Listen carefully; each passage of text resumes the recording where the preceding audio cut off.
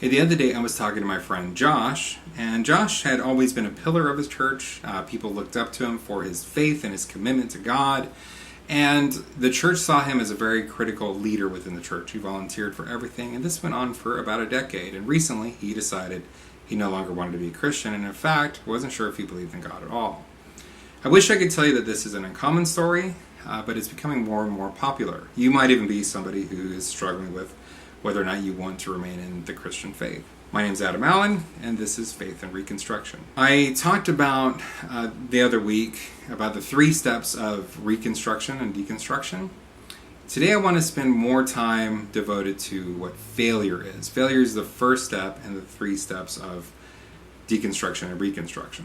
So I want you to try to think of failure not so much in the sense that somebody was running a race and they gave up and failed, but more like a bridge that was slowly eroded away at, or experienced something traumatic like an earthquake, or just a wrecking ball coming along and breaking the bridge.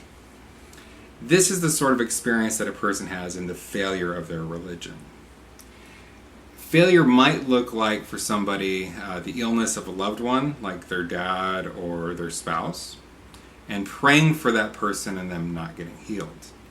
It might look like the experience of believing that God promised your spouse to you, and then that spouse one day just leaving you.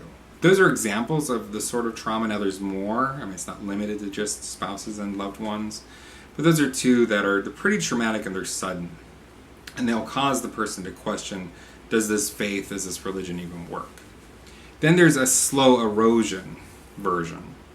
Maybe with the bridge analogy, maybe that's termites, or maybe that's just the foundation not being dug deep enough or built well enough. And again, I want to say this is analogous, or the analogy is applied to the religion and not to the person. Now, you might feel like, oh, that's taking the blame off the person. Certainly there are people who were never really sure about the religion to begin with. Maybe they went because there was a girl or a guy they were interested in. But I'm not trying to address that. The people that are experiencing failure that I'm talking about were deeply involved with the church, like my friend Josh. So the slow erosion effect, an analogy or an example of that, might come in the form of having a lot of critical questions about the faith and the religion. Maybe it's hard to reconcile the theory of evolution with a fundamentalist understanding of the creation story, a literalist interpretation of the creation story. Maybe it's the staunch understanding about inerrancy of Scripture, where there's absolutely no errors or discrepancy, and encountering verses that don't congeal, that don't make sense. And if you aren't sure about that, just look up discrepancies in the Bible, and you'll pull up a website that has thousands of discrepancies that are cataloged within the Bible. Now, that person who's encountering this sort of wrestling, this sort of frustration of their critical thought about the Bible, they might approach their pastor, which is the sort of thing I did, and they'll get shouted down. Well, you're not having enough faith. If you really believed, you wouldn't be asking these questions. That doesn't really acknowledge the wrestling that the person is having. It actually invalidates it. And that might work the first time. It might even work the first dozen times. But over the course of a year, 10 years, 20 years, that slowly erodes at the faith to the point that they're seeing the discrepancies, but they're not willing to ask about them anymore, so they feel the need to just leave. And in this part of failure is a little bit unlike the traumatic experience. So the traumatic experience, you're able to kind of pinpoint, that's the thing, that's why I'm leaving. But in this version, it's a little more like termites in that it's the combination of the discrepancies, the combination of the way the church treats immigrants and homosexuals, especially with the evangelical movement. A big criticism is that evangelicalism is in bed with politics. These things cause the person to say, I no longer feel like I'm in the right religion, something's wrong. And because the religion is taught dualistically, that there's either this church or atheism, the person will usually move towards atheism. And I'm critical of this because what is actually happening is you're no longer making sense of your life through your religion, you're making sense of your life through the negative of the religion. Sort of like the negative of a photograph. in that it's the exact same picture, it's just the opposite of the picture. So I don't believe in God. I don't believe in Jesus is Lord. I don't believe in the resurrection. It's just a bunch of, I don't believe in that.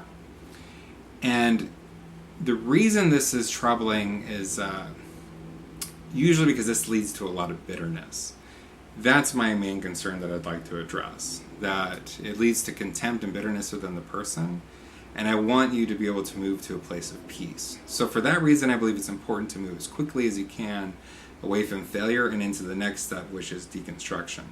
And hopefully that's exciting for you or for your friend that might be going through this, in the sense that deconstruction is going to enable you to be more at peace with it and answer all the questions in a way that isn't scary, especially if you've already given up the religion. Interestingly, if you're not ready for it, when you're in the religion, you're afraid to look at certain things because you're afraid the religion will be proven wrong. And in this version, you're afraid to look at it because you're afraid the religion will be proven right. So some resources for that would be, I recommend Peter Rollins, a great resource for deconstructing. Phil Drysdale, who I'll put a link to, he's been working on deconstruction for quite a while, building a community for support for people. And then for me, it came in just studying church history, and I'll go into that in another video. But church history really helped me understand the family tree of Christianity, how it developed, and how a lot of the beliefs that were taught to me to be core were actually only 100 years old.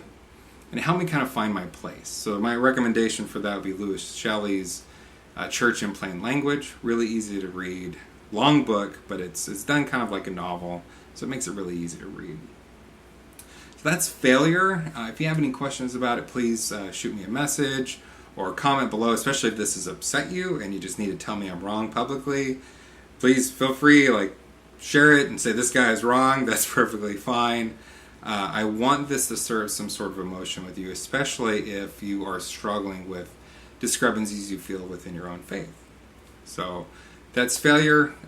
Next video or videos soon will be on the deconstruction portion of this. So stay tuned for that. Thanks a lot. This is Adam with Faith and Reconstruction. God bless you.